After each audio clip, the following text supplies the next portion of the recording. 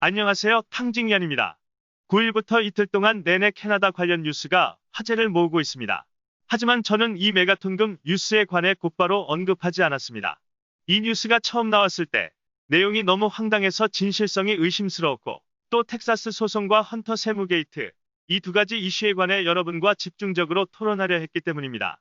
오늘 이 얘기를 먼저 하려고 하는 이유는 캐나다 국방장관에 의해 이 뉴스가 사실로 확인된 데다 이 놀라운 소식이 여전히 국제사회를 뜨겁게 달구고 있기 때문입니다.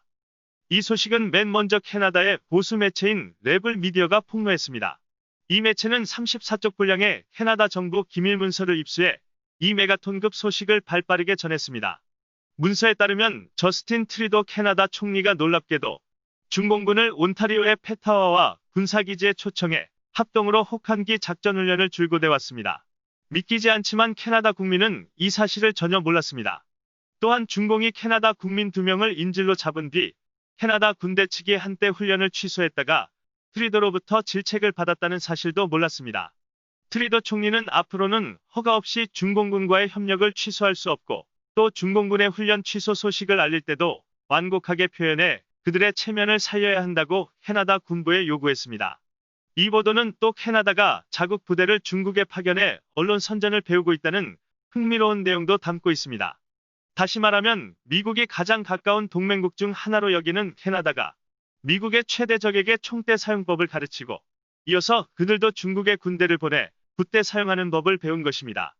그야말로 집안 도둑은 막기 어렵다는 속담이 딱 맞습니다. 집안 도둑이라고 한 것은 트리도의 이 이해하기 어렵고 극히 위험한 행동이 미국을 속이고 또 파이브 아이즈 첩보 동맹의 여타 멤버들도 속였기 때문입니다.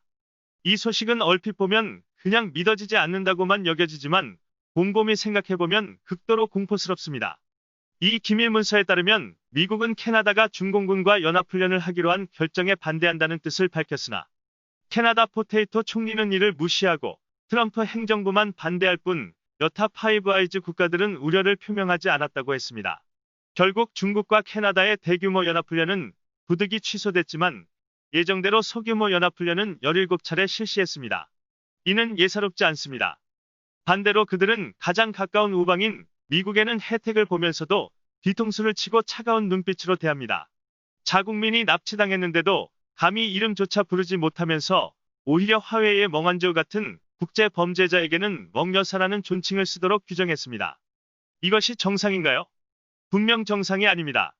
미국으로서는 동맹국을 믿어야 하는가, 믿지 말아야 하는가 하는 일반적인 문제가 아니라 국가 안보와 직결되는 엄중한 문제입니다. 캐나다와 미국은 전 세계에서 가장 긴 방어진지가 쳐져 있지 않은 국경을 맞대고 있습니다. 이는 곧 중공군이 캐나다에 진주하게 되면 좀 과장해서 표현하면 미국이 중공군의 공격에 무방비 상태에 놓이게 됨을 뜻합니다.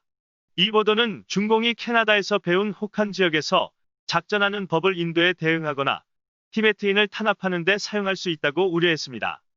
하지만 실제로 이런 기술은 캐나다나 심지어 미국을 상대로 사용할 수도 있습니다. 청나라 때 위원이 오랑캐의 특기를 배워서 오랑캐를 제압하자고 주장한 적이 있지만 이는 단지 국군을 되살리기 위해 고려한 청나라 정부의 자구책이었습니다. 지금 중공은 이런 자구책을 대폭 확장해 남의 나라를 괴롭히는 데 사용하고 있습니다. 캐나다 포테이토 총리의 이 스캔들은 캐나다 국익을 해치는 데 관련되는 문제입니다. 또한 이는 미국의 정치 핵심권이 중공에 침투당했을 뿐만 아니라 미국의 중요 동맹국들도 함락될 위험이 있음을 반영합니다.